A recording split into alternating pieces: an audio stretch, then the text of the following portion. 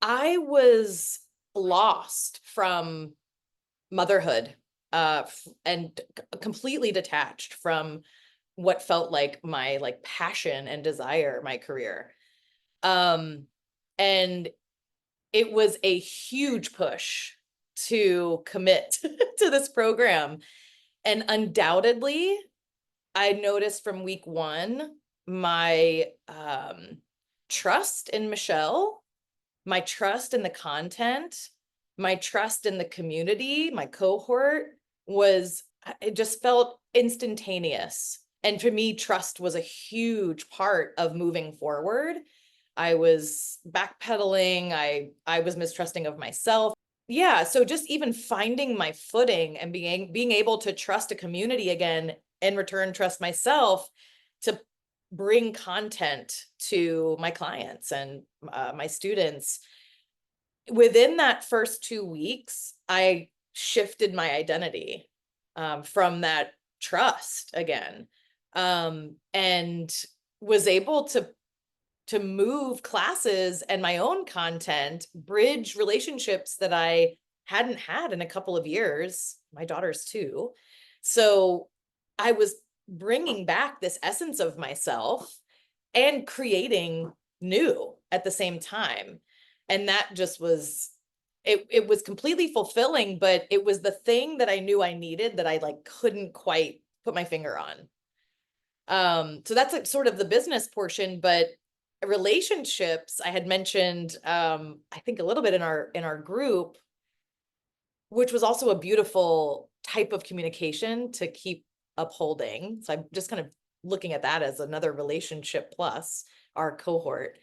Um, I was able to articulate to my husband, my partner, the need for me to keep my creative practice. And my creative practice was motherhood. And I loved that. I loved thinking of my creative practice in that way. And I was still performing. I had done an incredible gig with Urban Bushwomen at Houston Grand Opera, and but the forefront was motherhood.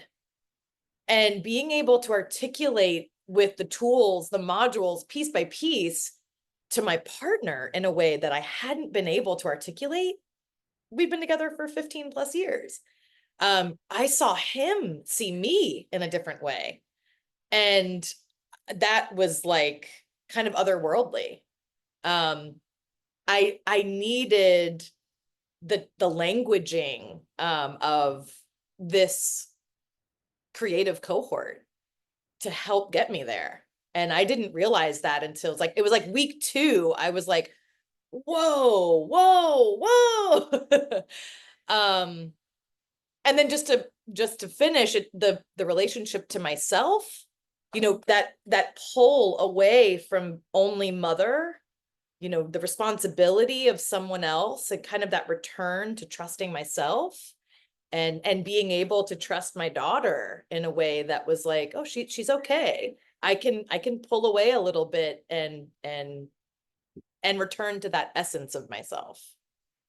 We most likely be moving as a family, back to a city we used to live, where I was in Tallahassee, Florida, where I was teaching at Florida State University. It's where I went to grad school.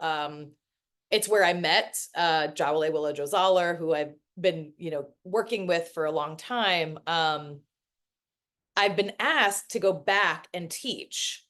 And it's one of those, I call it like serendipitous.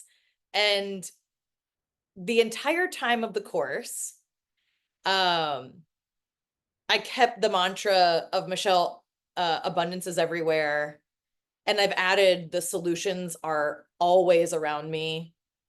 And then my third one most recently was, and I am worthy of riches and gifts that I don't know yet. And throughout the course, I just kept, kind of repeating these, and sometimes they would shift. And when the course finished, within a day, I got a phone call.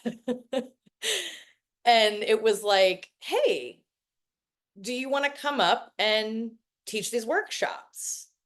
Are you interested? And I'm like, what? It was just one of those moments of like my past kind of coming back in, something, a portion of my past that I loved. Um, the extraneous stuff I didn't love so much wasn't included in that ask. And I was like, wow, it's like I'm only being asked to do the thing that I love to do. Yeah, and it really was kind of like, wait, what? um that happened. The workshops were incredible, sold out.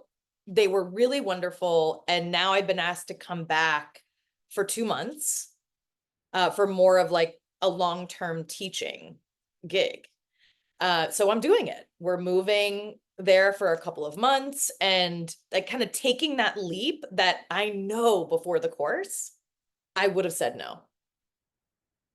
I would have said no because I definitely would have let fear or just that uh uncertainty take over my desire. Um yeah. And maybe just a small win. This is something kind of silly, but I would never reach out to people on my like class student email list if I hadn't heard back from them one time. Like if I send a class, and it's like, hey, this is like the 10 class series. And if I didn't hear from them, I just wouldn't email again. And now I'm like, I'm emailing every week because I would think to myself, like, I'm like harassing them or something, and I'm like, no, this is my offer.